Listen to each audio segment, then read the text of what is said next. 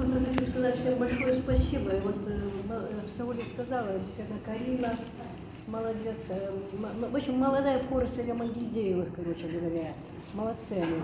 А насчет сегодняшнего дня я просто хочу сказать, ну что теперь делать? У нас с Батором теперь две могилы. Мама здесь, отец там. Ну, к сожалению, мы поехать туда не можем. Ну, думаю, молодые все-таки поедут и положат туда цветы. Это я имею в виду к могиле. Вот, насчет Батора я хочу сказать, что Батора там помнит отца.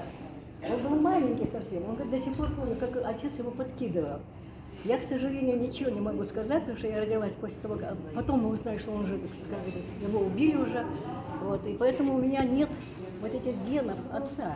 Я за всю жизнь никому не говорила папа слово, а там папа, вообще не знаю. И даже я слышала, когда тетя Дья, мама рассказывала, наша жена дядь Шарипа, что я ее спрашивала, а что дяденьки делают дома? Меня это удивляло. Напротив жил человек один, в ЦК работал.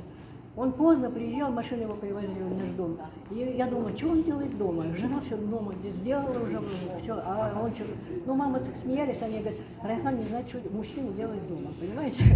Я очень хочу вам сказать, что очень просто рада. Батор у нас труженик. Все это он историей занимается. Он сидит, Лида говорит, сядет как паук в своей этой лаборатории там. И все про отца все ищет. И сейчас молодые, подтягиваются молодые. Я вот почему хочу сказать, да, я хочу сказать, что вот даже сейчас мой внук, вот Эрик, он здесь сидит, он тоже настолько заинтересовался, что стал все это, как говорится, искать вот эту всю литературу. И очень много нашел и насчет дяди Шарипа, подсказывал Батору. И вообще искал все планомерно, углубляет. Оказывается, это страшно интересно. Ну, вот я медик, я врач, я не историк, поэтому просто удивляюсь этим людям. Батор, поэтому я, в смысле, обращаюсь, он не мог говорить, почему? Потому что он очень сильно помнит до сих пор отца, у него гены сохранились, понимаете, в этой крови.